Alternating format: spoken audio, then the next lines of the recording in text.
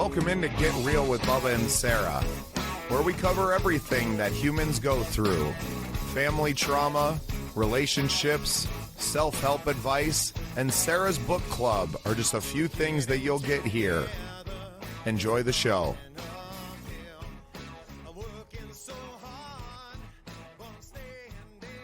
Welcome into a very exciting episode of The Scene. Today it's Get Real with Bubba and Sarah. Hey, Sarah.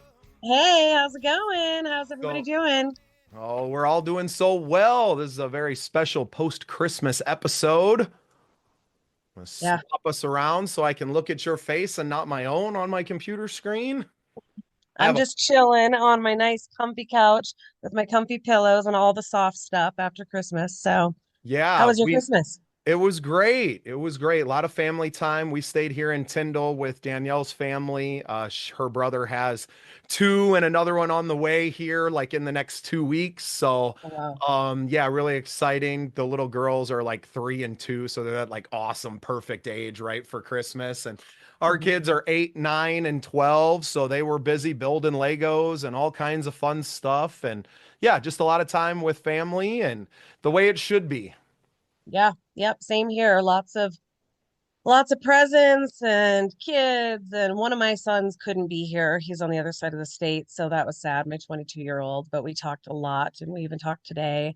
And then my 17-year-old, 15-year-old, and twin 11-year-olds were all here hanging out. They're gone at their dad's right now. And then let's see, my grandbaby, he is 4, about to be 5 tomorrow, and he got a watch phone. So he has called me like 6 times a day. And he calls me Mama Sarah. And he calls, I haven't even seen it yet, but it must just be a watch. And he's just like, Mama Sarah, I love you. I miss you. Okay, bye. And he does that about 6 times a day. Man, one of the girls, the youngest of the girls, got a hold of their mom's phone last night and ended up FaceTiming the other grandma. So all of a sudden she got real excited on the couch and she's kind of, real excited and shaking, and she holds up the phone. Oh, and there's grandma. And you're like, how did you do that? Yeah, did technology. You get lucky? Well, yeah. And we forget that these kids are absorbing so much more than just the words you say and the mannerisms that you do, and they're picking up on all of it, man. So it was so fun to spend some time with them and to just be in the love, right? I'm so busy in my life, in my world. I'm out in the public. I'm constantly connecting with people outside of our family. And yeah, it was nice to just kind of be still for 2 or 3 days and to just really absorb all of that love. And yeah, to wake up today ready to get back to work. Yeah, it looks like you have been busy and you're about to be busy tomorrow, because I'm going to be seeing you tomorrow night. Tell me about tomorrow night. Well, yeah, we got our big AB's ugly sweater Christmas party benefit, whatever you want to call it, the charity ball. I think we might do, as a yearly thing. This is all just grown out of necessity, right? This family needed help. They had a passion to help other families as well. I already had the date booked. I had the people coming together regardless anyway, so we might as well do the most good. And that's kind of become a mantra of mine, this year, and for the Scene projects, especially, is like, we're capable of so much more than just having a show and getting together for a good time. We can be, having a good time and raising some serious money to help other families and to help people in need. And yeah, that's what I want to spend the rest of my life doing, is exactly that. And we get to go out and kind of test drive this whole theory.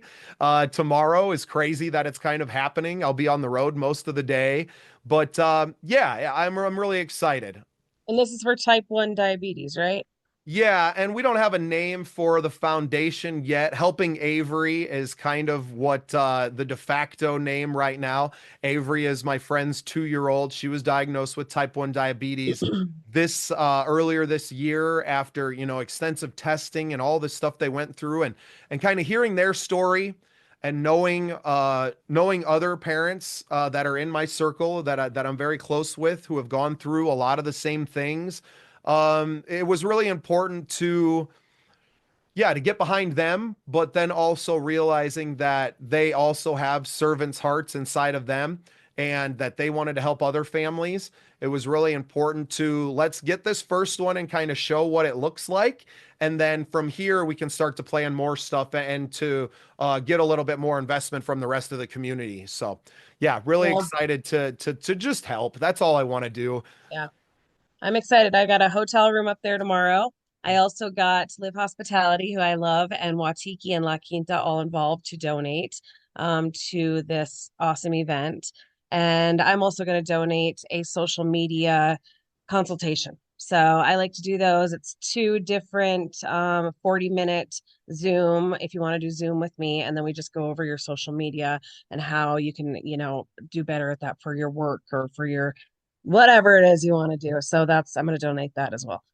Well, and I think that's something that both of us are so good at. We're able to look objectively at every situation. And I think that's why the show is becoming so popular with people is that we can both step outside of our lives and outside of ourselves and go, man, you fucked up.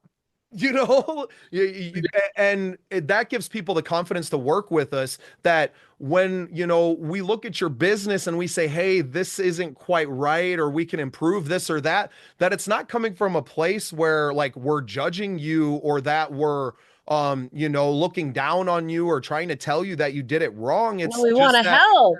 exactly. We just want to help you get to the place where things work better. Like, getting better together is something we stress on the show, right? Like, we just want to Yeah. grow. If we stop growing and we start to think that we know it all, then you're just dead in the water. I mean, Well, there's that's nothing the for thing you. is like helping other people with social media. I'm good at that. I can help people with that. And that's one of my good uses to do with my life and to help people. I didn't even want to hop on a Zoom today. I wanted to, but I didn't because I have my own struggles, just like some people struggle with social media. I struggle with social anxiety, and I recently took a medication. I think I told you one of these last episodes that the doc was medication happy, and I'm not putting them down because they are trying to help me with my anxiety and social anxiety. However, I tried it for 2 weeks and it just like put me through the roof. Insomnia. I was up at like 2:30 every single morning and like high energy, but my body was just exhausted. And then my brain just like a whole different, it turned everything around in my brain. And I didn't want to go out to any events at all, which is totally unlike me. I love doing those things. So now they told me to get off of that after 2 weeks. Now it's like day 5, and I'm still feeling the effects of it, withdrawals, just like light sensitivity, sound sensitivity. And I'm just like, through the holidays, all I wanted to do was be this amazing mom for my kids and an amazing girlfriend and go to all the things and go shopping and do this. And I did really well because I am hard on myself. However, going shopping was difficult. So I waited in the car every single time that my boyfriend went in and shopped. And he's just like, please come with me. And I said, no, I can't.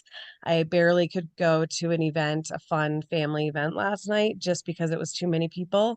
And that's what it's feeling like right now is just high, anxious, sensitivity, all that stuff. So getting real with Bubba and Sarah is this is the type of stuff I want to talk about because you'll see me out and about just like we see you doing all your stuff, Bubba. Behind the scenes, nobody knows exactly what you're mentally going through or how hard it is sometimes to step out and give, and then also take in everybody's energy as well. And it's just, it can be exhausting. And then you take a medication, which I'm not against and I'm not for. I'm kind of in the middle of like the medication and prescription world. You got to do what you got to do. But I'm also for all natural. I have my med card. I'm all for trying that as well, whatever it is that you need. But what I've noticed with prescription meds is if you take one, then you got to take another, and then you got to take another, and then everything. So then on top of that, I'm prescribed lorazepam, clonazepam, and Xanax, all And benzodiazepines, and, all and three different kinds. that's the crazy part about it, right? That's the Yeah. linear the way that medicine is looked at, right? Is that, oh, well, this is for this little problem and this is for this little problem and this is for this little problem. And it's like, well, yeah, but all of these things could be part of the same problem, right? And a Yes. holistic healing is that way. It's the circle, right? Is that everything you do has an effect on the other things, and you Yes. can't just pill pop your way to It happiness. It sucks. doesn't Yeah, work like because that. then what else happens is, and this is just my take. Like I said, I don't put anybody down for what they choose to do to make them healthier. But for me right now, I started taking this prescription med called Vraylar, and it's brand new, and it's $1,500 a month. No joke. Okay, but I got help That's with twice that. as much as my mortgage. Yes, but she said, try this. This could be a game changer for your anxiety because anxiety and depression go hand in hand, if you know that. So even though I might not feel like I'm depressed, I could be. So she just prescribes me this medication, which I read about it, and it's for psychosis, bipolar, and schizophrenia. And I have never been diagnosed with any of those. Okay. But I figured maybe she knows what she's talking about. So I try it for 2 weeks. Then the anxiety is like all time up high here. So then I'm taking Xanax. Okay, the Xanax doesn't seem to help. So the next day I'm taking clonazepam. That's not working. The next day I'm taking lorazepam. And then I'm just like, then I'm I taking ibuprofen. I'm not here to talk crap on your doctor, but how much research did she do into this pill before she's I like, don't "Oh, know. take this, it's going to make you feel great." I don't know. And that's what the hard part is that's why I don't Come want to put down on, any man. doctor because I Yeah. do need a doctor. I do need a doctor and I Yeah. do need Has therapy and she I do need ever these things. recommended exercise, more sunlight, more like, Well, or is she I've I've been seeing prescribing these her things? I've been seeing her for a good, let's say 3 years, and I'm going to tell you straight out, I have my ups and downs. So when I am getting more sunlight in the summertime, when I am doing yoga, when I am grounding myself more, when I'm doing all of those things, I am mentally doing better. But winter sets in, and then the cold, and then the holidays, family stuff, PTSD, something recently a big PTSD trigger happened for me, which, like I said, we'll talk about here, get into it at some point, but a sexual assault that's really, really bad one. And something triggered that. Somebody reached out to me that I don't know, sent me a message, and said that they saw something 4 years ago that had to do with this sexual assault. And it triggered me, and I didn't even know it. Like I just was like, what the hell? This is terrifying. And then I forgot about it for the weekend. And then I drank a lot. I drank a lot all weekend at night, not morning, but all night, every night. And I was crying and I was sad. And this was about a month ago. And I couldn't figure out what was going on. And then I talked to this doctor, and she's like, that's your PTSD. Like, this is what PTSD does. And so then it just kind of was like this roller coaster of events of, okay, maybe this will help with the depression lately. Maybe this will help with the PTSD. Maybe, but maybe it won't. And if it doesn't, let's put you on a new drug. And that's going to be Zoloft. And that just came in the mail. And now it's like, okay, now we want you to try Zoloft. I'm still trying to get through withdrawals of this last 2 week medication. So I'm like, I don't want to try anything. Is this a therapist? Are you talking about this? That she's like, this is your PTSD. Now No, let's dig she is into a this and straight let's up, do this. Like, or is she's it a just, straight up here's the name psychiatrist. of what you have and here's the pill that's going to fix you? So she's the psychiatrist that I have to see to be able to get a benzodiazepine. I have been just prescribed those. I can't say described. I have been prescribed those for ever since my divorce, honestly. So about 7 years ago, I've been taking slow doses, but now high doses with this medication that I was just doing. And I am And talking that's with the a alprazolam. That's the so there's Valium, right. right? Yeah. And then I have prescriptions for the other ones to figure out which one that I want to do. I am starting a new therapist tomorrow over the phone, and I'm really nervous about this, and I'm going to tell you why. I had a therapist, okay, that I saw for a good 4 or 5 years. She knew every single one of my stories in Spearfish, every single thing that, bad, sad, all of this stuff. And one day she calls me up. She says, Sarah, I can't be your therapist anymore because I'm friends with some of your friends, some of your ex-friends, we'll say, some of your ex-friends. She said, I can't be your therapist anymore. And I'm going to 100% say she abandoned me. Okay. And I have major abandonment issues. So when that happened, I was like, are you freaking kidding me? You just abandoned a girl with abandonment issues. And so I have not seen a therapist since. I've not wanted to. So tomorrow Well, I how start a could new you? one. I How know. could you? It's like going and trying to find a new lover after you've been burned time and time again, right? Like, Exactly. That's how y- I felt. And I still can't get over that. And I will not name names, nothing. I'm just going to say this is a small area. You know everybody around here. We all right. know everybody. So to abandon somebody who has told you their life stories and all of this stuff that's traumatic, and then to Hasn't say, she "Oh, been, I can't do it." wasn't she friends with those people before? Like all of a sudden after 5 years, now you've come to No, find out it was like, new. It was a new friendship, and I then as get a that professional, sort of. if you know that, then you can leave your friendships. You don't abandon your client. I know. Well, What a even like terrible person. that's what I'm saying is like I she God could have awful even said, person. "Hey, let me recommend somebody else for you, something." But ever since then, now this has been Good a luck. good, yeah, this has been 3 years now, and I'm just like, are you kidding me?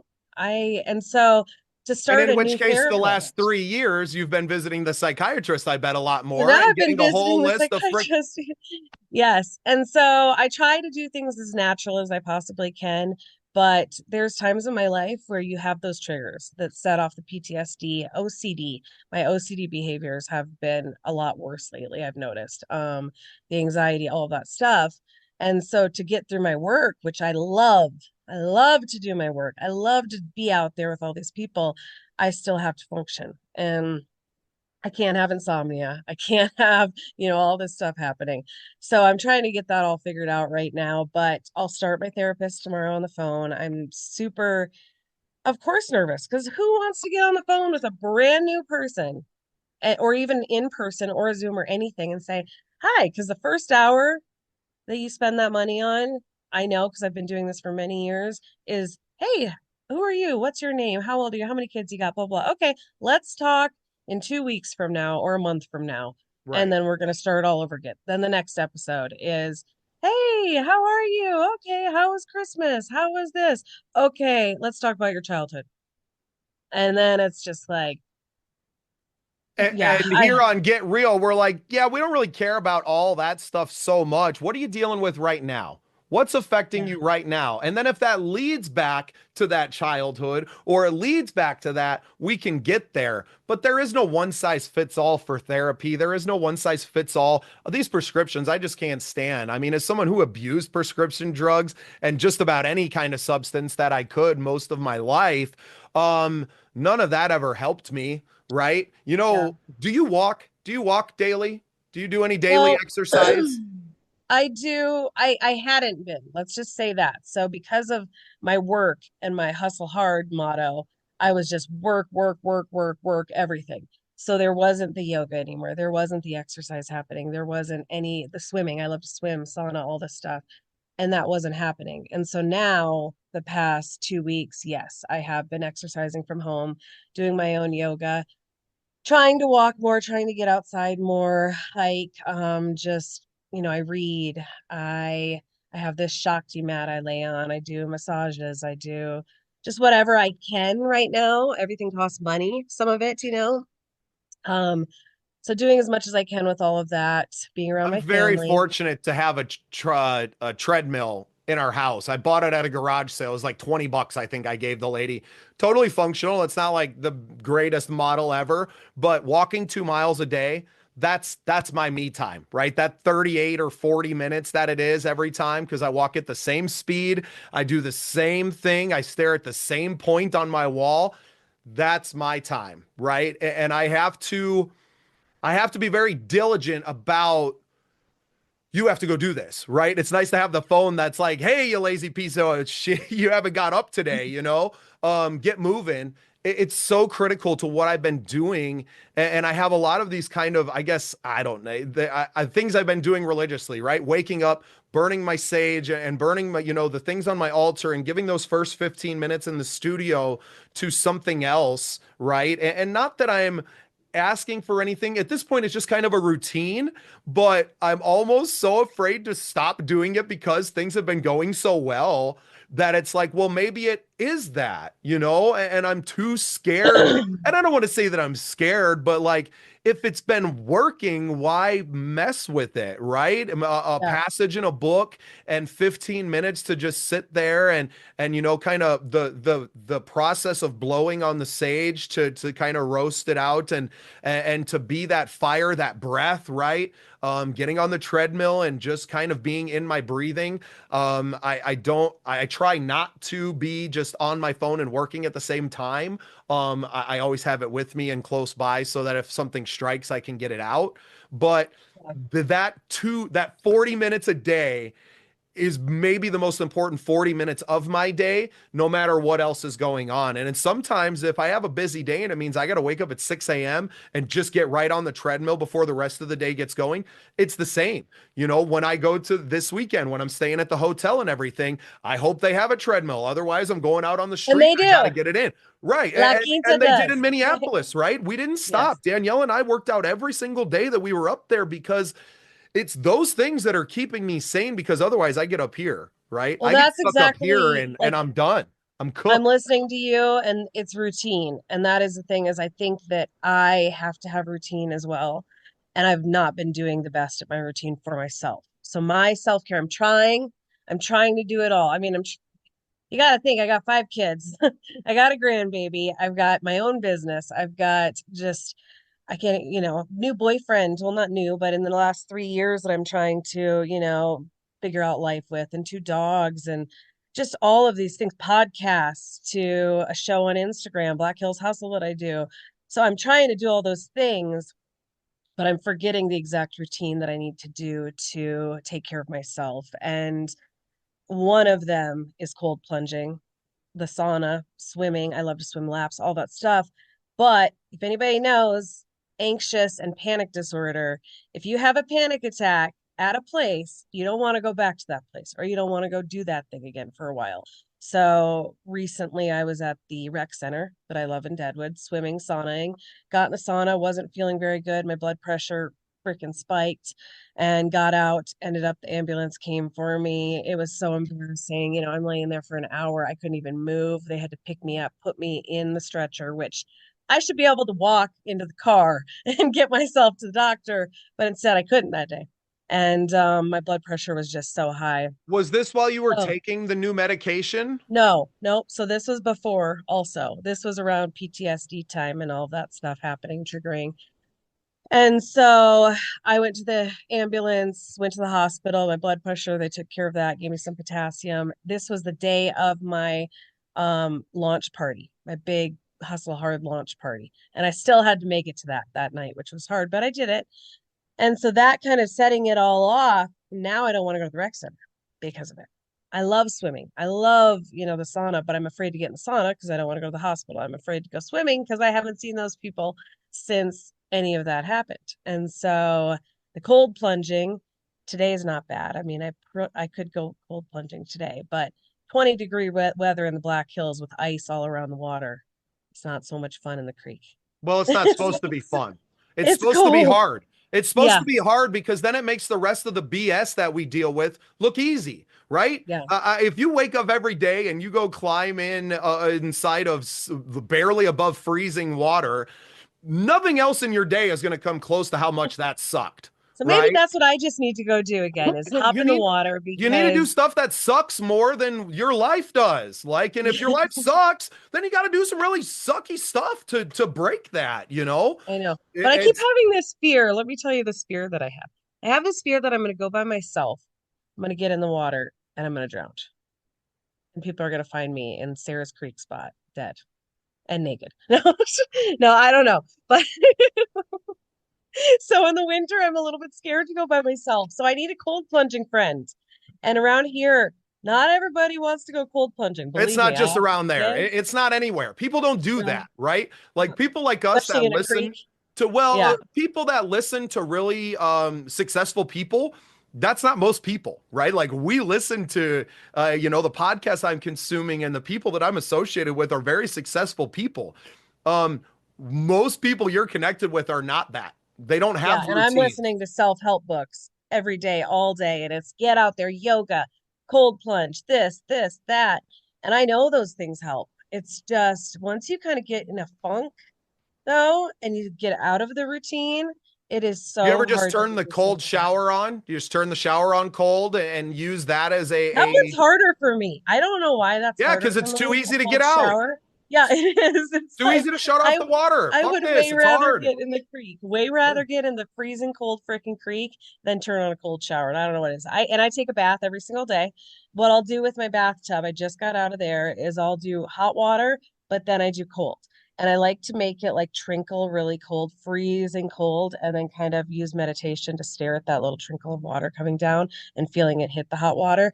So I'm doing lots of these meditation things and stuff. It's just that I might just be a little bit more fucked up than a lot of people. And I don't think people realize that with all the I don't things. want you to take this the wrong way, but you definitely are, right? Most Yes, people yes, and as am I. It's no shot at yeah, you. It's why we have this show, right? You yeah. know, it's Hmm.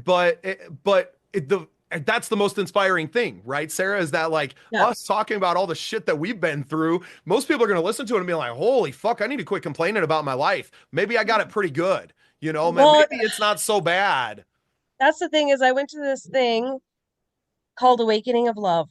And I love this. Okay, it's also called the Path of Love. And it was a 3-day treatment. And I don't even know how to explain it. It was treatment on steroids. It was amazing.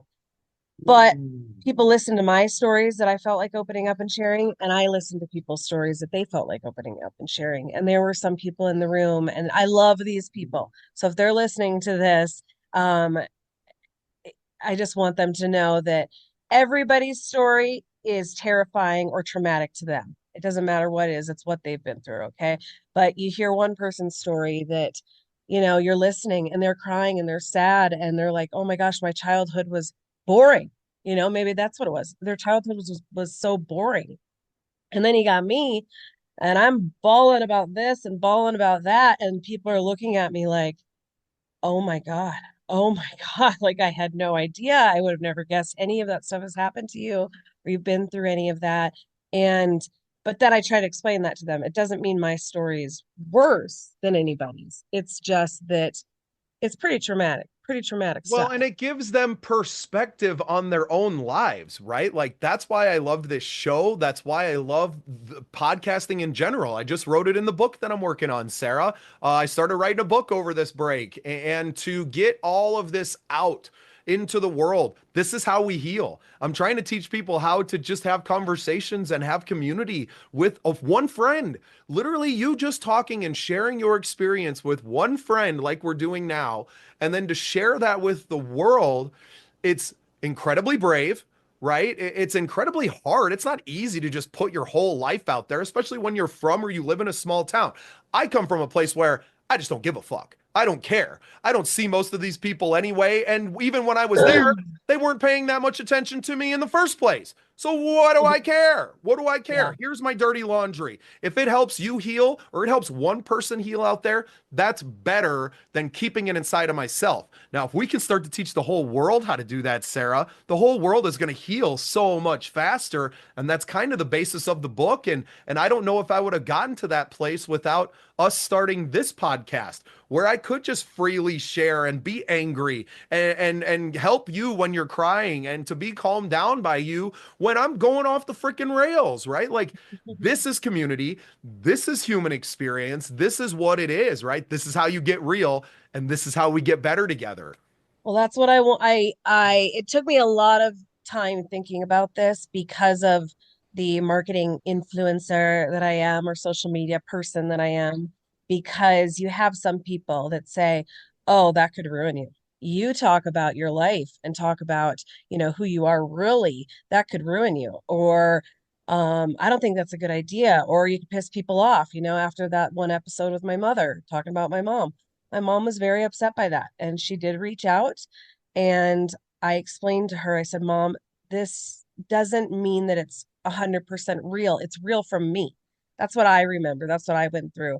But it doesn't mean, you have your story, I have my story, and I do care about you. And I'm sorry that it hurt your feelings, but I have to be real with myself and what I've been through in my life because that's how I am going to get better. And I want the teenagers, the kids, the people that follow me, because there are teens that follow me, there are, all this stuff, to look at life as it being real. Like, hey, I'm not getting the Botox. I'm not getting I barely have any makeup on at all whatsoever. I want to be that way. I want to be the person that has anxiety. I don't want to be that person, but I want to explain that I do have it. And so when I walk into a room and it's a huge event, and I might look stuck up and I might look upset and I might look like I don't want to be there, or I take off really fast. What they don't realize internally is that I'm actually struggling really, really hard inside with just picking up a conversation with somebody. I can walk into a room with a microphone and I can sing, I can talk, I can host something, I can be the star. But for me to walk up to somebody and start a conversation with somebody is like, so I'd Well, rather just, and at some point it's part of who we are too, where we're just not superficial people. And to enter into superficial conversations with people for several hours at an event or something, it's draining. I just it's don't. oh, so much. Yeah, I just don't. It doesn't interest me, right? Yeah. And that's why I've definitely in the last few weeks where I want to be on that stage, right? Speaking engagements and doing this, delivering this message on a bigger scale, because that's where I'm the most useful. I'm the most useful to you broadcasting my message and doing this rather than just delivering it on a one-to-one basis, because I'm not even going to engage in a superficial conversation with you. Most of my conversations are one-sided anyway. I'm coming Yeah. up to you and I'm delivering the message anyway, right? So why waste both of our times? I would rather just do it in these larger settings, and seeing that in real life, going to this business summit a few weeks ago where I was like, just give me his script. Just I can go sell what he's selling. It's the same message that I've been saying, is that, this podcast thing is the wave of the future. And he's not talking about it the way that we're talking about it, where we're talking about healing people and healing ourselves, but that this is how messages are delivered, right? And Yeah. I can deliver that message a lot better just between me and you and then broadcasting that to the world than to try and have 37 superficial conversations at a chamber mixer Yeah. or something, right? That's the thing, is the mixers are hard because you walk up to each person and you say, "Hi, how are you? What's your name? What do you do?" And those are the conversations I can't stand. And this is one thing about me. I can walk up to anybody on the street, a homeless person, the richest person in the world on the street, if they just happen to be sitting there. Let's say they're sitting there and they're smoking a cigarette, or they're just sitting there. I can sit down and talk for hours with that person one on one and create like this meaningful relationship.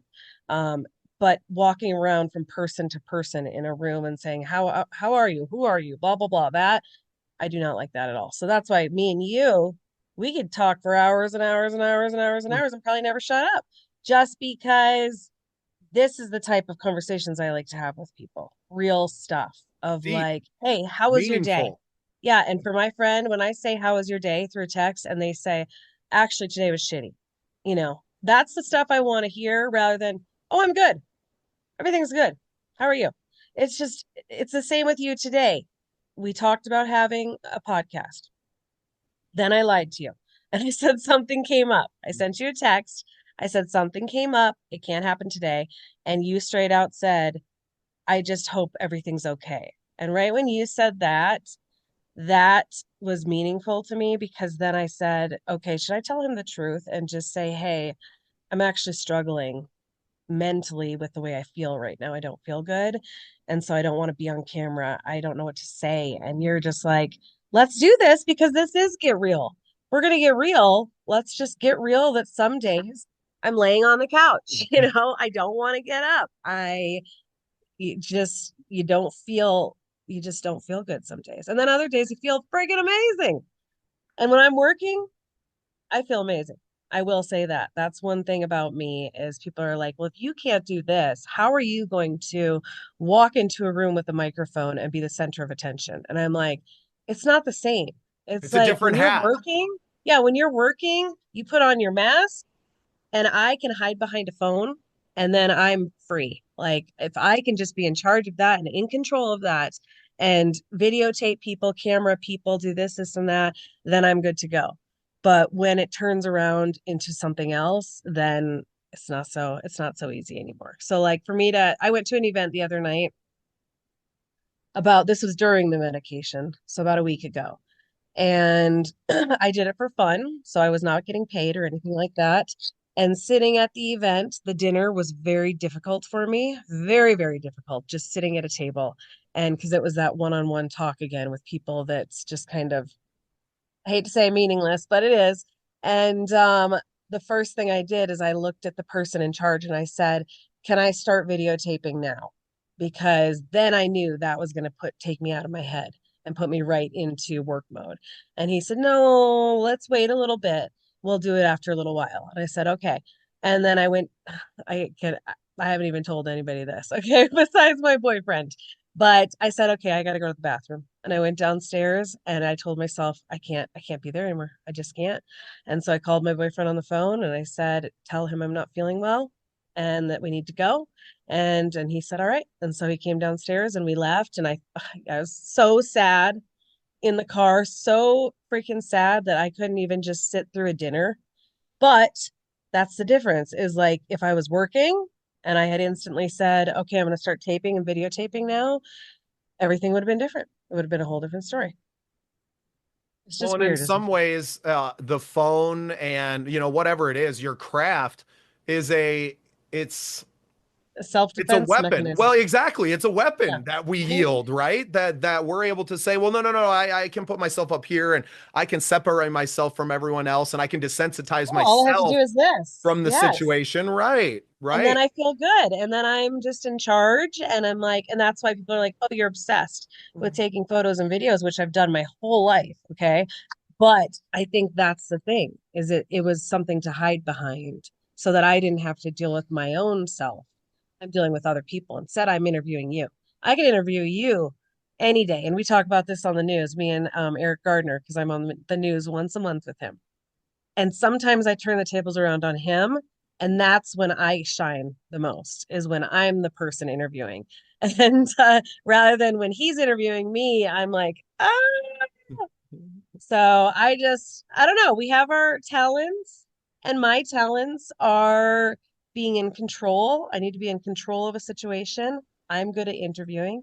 I'm good at getting the conversation going when it comes to work stuff, things like that. But when we turn all that around, I need major help and I need a therapist. Okay. Well, you're getting cheap therapy here, and I hope that Yeah. I know that this show is going to help so many people, Sarah. I knew it the first time that we talked on my show and we just got into things. I think you're a natural podcast host. I think you have a bright future as a host on the Scene projects and your several shows that you'll probably end up doing in the future. Because it will allow you to protect yourself, but it's also going to allow you to help other people heal while you're protecting yourself and while you're growing and while you're doing all those things.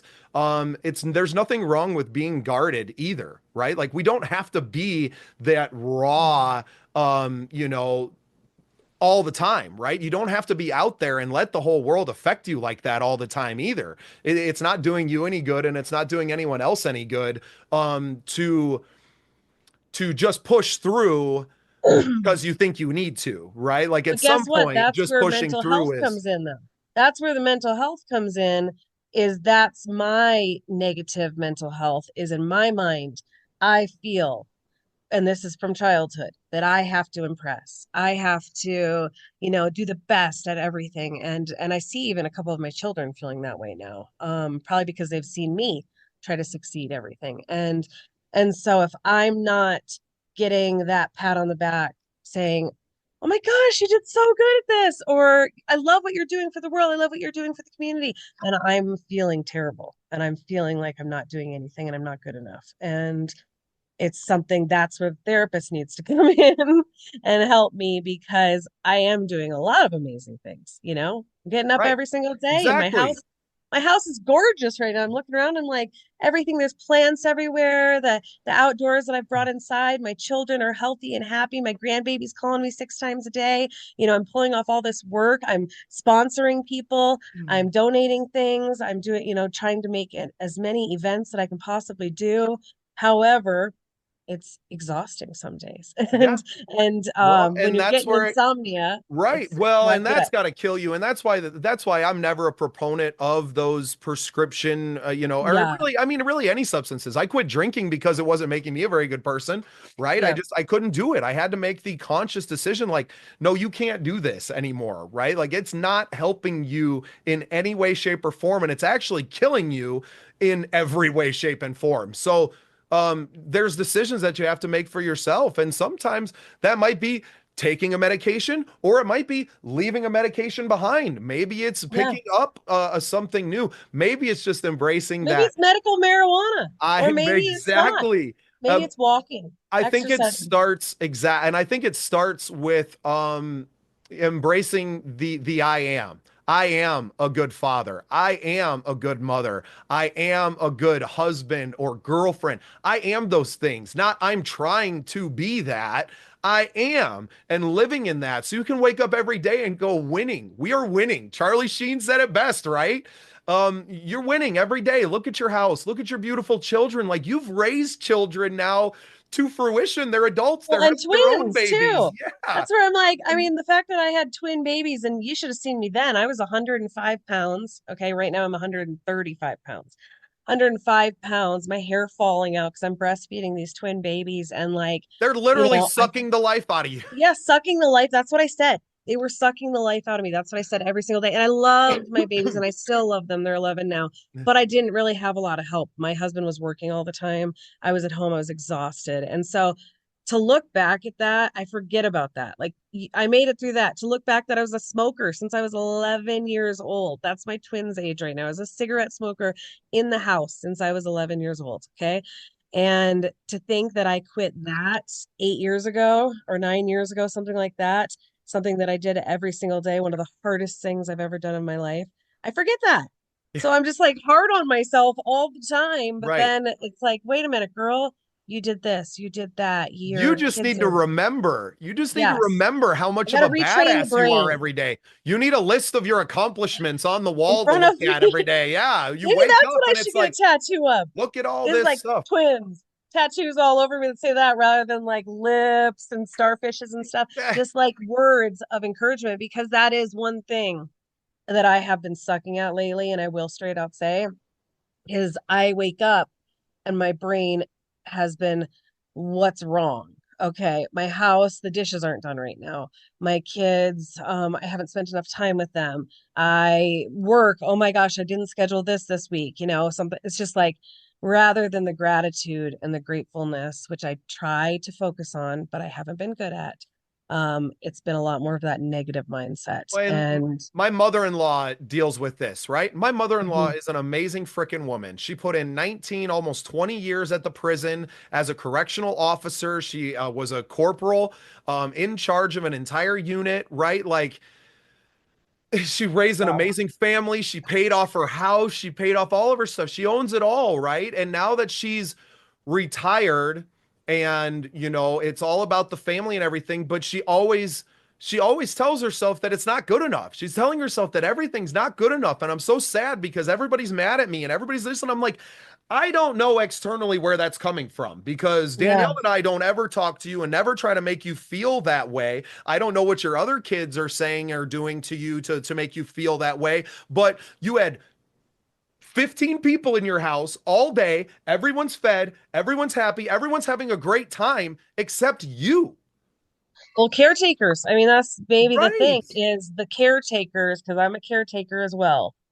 And the fact that you said that she, for the pen, right? She was working at the pen, Yep. all this stuff. She was obviously caretaking there and caretaking still. The caretakers give, give, give, give, give, give, give, and then sometimes don't receive maybe as much, or maybe they need more. They need more than what Well, they're receiving. and what she's bad at, which I'm sure you're bad at too, is asking for help. Asking for help when Yeah. she doesn't have it. And this year was a lot different. I will give everyone credit that she said, I'm not cooking a big dinner and whatever. And we're all like, cool, we got food. You know what I mean? We can cook, we I can know do it's this. actually And we would have awesome. always done that. We would have always done that. But it's just so, oh, I'm going to do everything. And like just freaking Yes. out and being a ball of energy running around. Like nobody even wants that from you. Nobody's asking for this. Nobody's demanding this of you. Like, but also, None of us know how to do it because you've never shared with us how to do this thing or that thing. You've always just shooed us out of the way and said, well, I'll Mhm. just do it then. And then you're going to walk on and you're going to be bitter about it because you can't sit down and enjoy it because you decided. You are deciding to do it all. You're not asking Yeah. for help. You're just taking control and you're, well, I'm just going to do How many everything. kids does she Okay, have? then you can be pissed off. She has 3 kids. And then See, I obviously mean, and we're all three kids married is a and lot. kids. And yeah, That's the thing, man. is 3 kids is a lot. 5 kids is a lot, but 3 kids is a lot. And I say if Right. you can have three, you can have 10. But that's the thing, is the same thing happened with me exactly the same way on Christmas Eve. I had meatloaf, mashed potatoes, all this stuff planned, every single thing, veggies, ranch, all this stuff that I was going to pull out. And I was tired because I was going through all of this mental stuff. And so I finally just looked at my boyfriend and I said, "Can we just order pizza tonight?" And he said, "Sure." And then I told the kids, and they were like, "Sure, we'd love Yeah, hell pizza." yeah. And Fucking I love called up a pizza. friend of mine. This is the other thing. I called up a friend of mine, Outlaw Tacos Pizza and Beer here in Lead, and I'm gonna call him out because he's awesome. His name is Paul, and he knows the things that I struggle with. He will deliver for me anytime I ask. Okay. He'll deliver anything I need just because he knows that I struggle sometimes with going out and shopping and doing all that stuff. And so I called him up. He's like, "For you? Yep, we'll deliver for you. Yep. And don't even worry about paying me." And I was like, "Paul, nope, Sarah, don't even worry about it." So then, of course, we tip well and all of that. But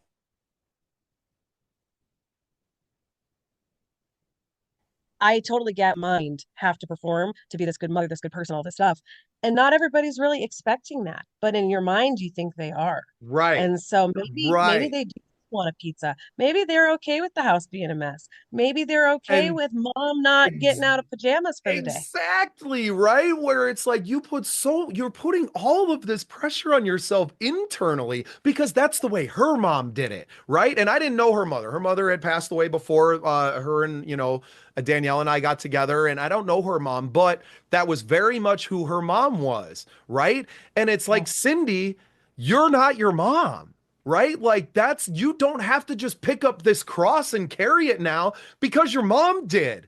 You're not your mom. You're your own person. And who you are is a lot more fun than who we get to see every Christmas time because you wrap yourself up in freaking knots so damn tight that you can't relax and nobody can say anything to you and nobody can have fun with you because you're so on edge that you just snap at everybody and everything becomes not fun because inside of you, you are not having fun, right? Inside of you, you have created this story that everybody wants this and wants that from you when in reality, nothing could be farther from the truth. Nobody is putting that pressure on you externally. And I had this conversation with her in the car on her way home from her aunt. She had an aunt, never had children.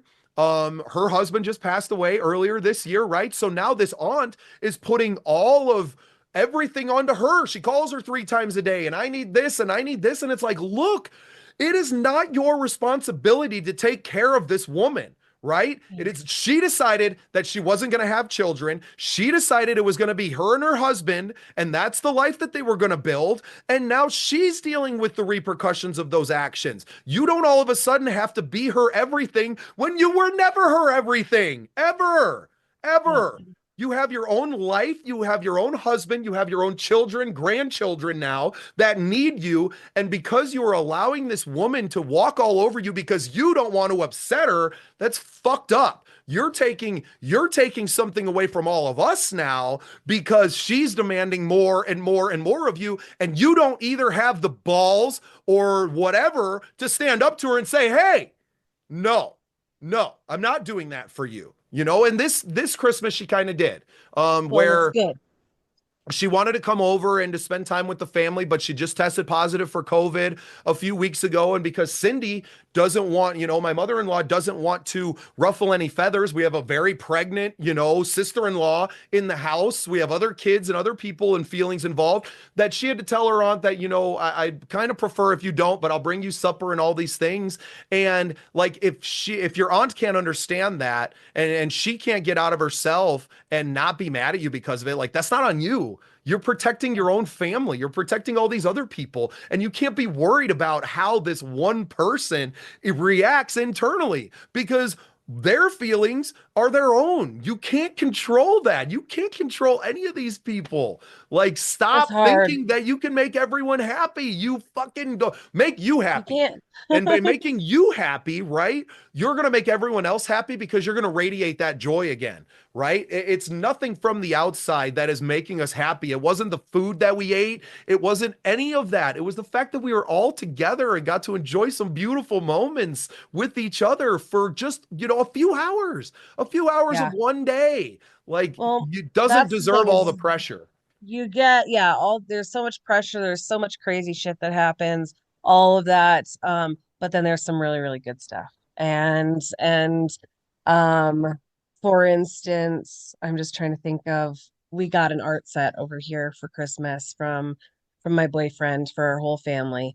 And we all just kind of sat down and started coloring, and that was Christmas Eve. And then I got out oil pastels, which I've never used before, ever. And my grandma was a big artist. And so I grab out these oil pastels and I'm like, hmm. And I pull up a picture on my phone of this bird and I start drawing. And it came out beautiful. And I was just like, oh my gosh, I am an artist. Maybe. But yeah, so like moments like that, I was so proud of that thing. I gave it to my daughter as a gift. I wrote a little love note for her on there because she always does that for me. And little things like that, like having pizza, drawing together. Um, I don't know. So it was a great holiday time, just like I'm sure you had a great holiday time with all the kids and all the people and the pregnant aunt and or pregnant Sister-in-law, yeah. sister-in-law, yeah, and all of those things. And so it all comes around in a full circle. And when I start feeling the times where I felt on edge over the holiday season and for the past 2 weeks, I hate to say it, but I have been counteracting it with alcohol because yes, you are on edge. And the only way to get yourself off of that edge right now and to get myself to these, family events or these Christmas even is to open up a bottle of wine, and it helped so much, thank God. Because you got to do what you got to do right Well, and now.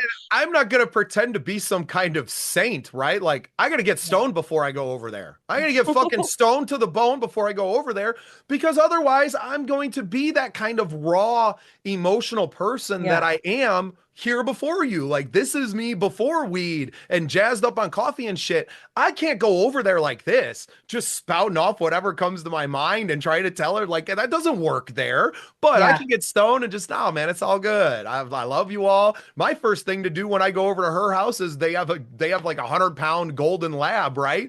Me and the dog go outside because we're both. I'm so excited to see you, you know? Yeah. So we go outside and throw the frisbee for 20 minutes and I let that energy kind of calm and it calms the dog down a little bit, but it brings me to center and knowing that I'm not here necessarily to be the same Bubba that I am at home in my studio or that I am when I go out and I'm working and doing all of those things. I'm Yes. Uncle Bubba while I'm there, right? Or I'm the son-in-law that drove, his father-in-law to his mom's house to deliver food, right? And then took my mother-in-law to her aunt, her last living relative, right? That's not her brothers and stuff. Like her Yeah. last living elder, we got to go over and feed her. And I know she's upset that she wasn't allowed over there or whatever. But you can't control if that person's upset or not. Like, and that's something that I'm coming to grips with, and she was obviously she's like, well, you gotta be, he's still your dad, to convincing me that like I gotta go back to some family that hurt me. And I was like, no, I don't. No, you are my family. I would much rather give my time and attention to you and to your family and engaging in this and being real than to go back to some superficial life that I had before, right? Some Yeah. superficial family that was only a family by name only. Like, Yeah. you have accepted me. You've accepted me as the person that I am. And you don't come after me telling me all the things that you hate about me and that I've done to you and all these things. You're throwing that in my face. You're accepting me as I am because that's what family is about. And now that I've kind of had that moment with her, it's allowing me to let go of some of that anger, right? To sever that tie completely. And it's okay to feel okay with it, right? I think the reason I get so angry when we bring up Jim and Tina is because I felt like I had to still be with them. right? Like I felt like I Yeah. still had to let them be part of my life. And now I know that I don't, right? And now I know in my heart that I don't. I've severed that connection. You don't get to hurt me anymore, but you also don't get any of my free love energy either. You're not going to get Yeah. any of that. And you're not going to get it from my kids. And I really don't care. Well, they're your grandkids. And I don't care what you think about that. I don't care what anyone else thinks about that, really. It's my See, life. and yep, you They're get so my angry. This children. is so funny. And then this is where I come back in. I Right. could like Well, see you getting all worked and up. And I'm today, like, but it's different now. It's different. uh-huh. I'm still getting energized by it, but it's a different. I'm not so like just blind rage, right? Which is where I was even 2 weeks ago. Even that's where I was last night. And then in talking with her, even and kind of talking about her situation, I'm healing myself. And that's where I know like this show and these conversations that you and I have are so important because we're just two humans expressing our experiences to each other. That's all it is. And in that, people are going to grab little pieces and have everyone live the same experience. No, that's what makes it beautiful. It's relating. It's being able to go, hey, he went through, that's kind of like what I went through with this. And that's what we do very well with each other. We relate. And that's why we can Yeah. talk to any single person on the planet for hours and hours and to get into these deep, meaningful conversations rather than a superficial, oh, how about the weather today kind of thing. Like, I don't Yes, do I don't those want to do that with conversations. people. And I think if No. people know me, they'll see that with me. I want to know the real them, what they're going through. I don't always want to talk about myself. I don't want to talk about, this, and that. I don't want to be the one just talking about work, work, work. Oh yeah, work, work, work. No, I want to talk about some real shit. And I want to end this before we get off. I don't know why this came to my head, but when I see you get upset, and I kind of pull you back in, that's because of my childhood and I don't deal well with stuff like that, but that's okay. But the reason I'm saying that is because when I went to this Awakening of Love retreat, and I was expressing some very hard things, and I'm crying, and the guy in charge looked at me and he said, "Sarah, you need to let out that anger. You have so much anger inside of you, and you got to figure out a way to let it out." And I was like, I don't know how. I don't know how to yell. I don't know how to do any of that stuff. And he said, "What will make you happy right now that will let off stress?" And I was just like, "Run through the forest next to the creek screaming." And he said, "Okay." And he said, "Everybody, get up. We're all going to run next to that creek with Sarah. And we're going to do what's going to make Sarah happy right now to let off her anger." And I got to lead it through the forest. And it was just like, screaming at the top of my lungs. Oh, and barefoot running next to the creek. And everybody followed me. And we turned around and we all hugged together. And that's the thing is like some people need to scream in a pillow, some people need to yell, some people need to throw things and break things, and some people just need to run through the forest and barefoot. And And that's what maybe that's what I need. I got a free day on Saturday. Maybe we could go do a cold plunge oh my together and we God, can scream through the woods and I can let it do all that. out and we can reset and we can keep growing. That's what this show is about. That's what life is about. That's what the book I'm writing is about. Like a lot of the things that we're talking about and that we're unlocking in these conversations are going into this book because that's where the real healing is happening. And it's such a beautiful thing we got going, Sarah. And I'm Yes, so let's looking do that. forward to getting to work with you again tomorrow. Yes, I'll see you tomorrow, 6 o'clock, right? Sure, That's when it whenever you want to starts. get Well, there. when Yep. does it start? Six So o'clock. I'll be there. Who knows when I'll roll Well in. before But that. I'll also Yep. see you at La Quinta. We'll keep in touch, and I am probably going to Watiki it up. Yeah, So if I you love guys it. want to Watiki it up at some point, whether it's in the morning, you and your wife, whatever, and then on Saturday, yes, if you can make it to lead, I'll take you to my special spot. We'll cold plunge and run through the woods barefoot for a I minute. love it. I love Okay. it. All right. Thank you for everything. Thank you, Sarah, and thanks everyone for listening. We love you guys. Yep. Bye, everybody.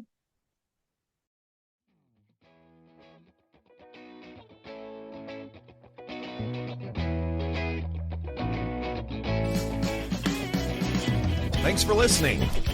Remember to follow the Scene Projects on all your social media channels and get even more content at thesceneprojects.com.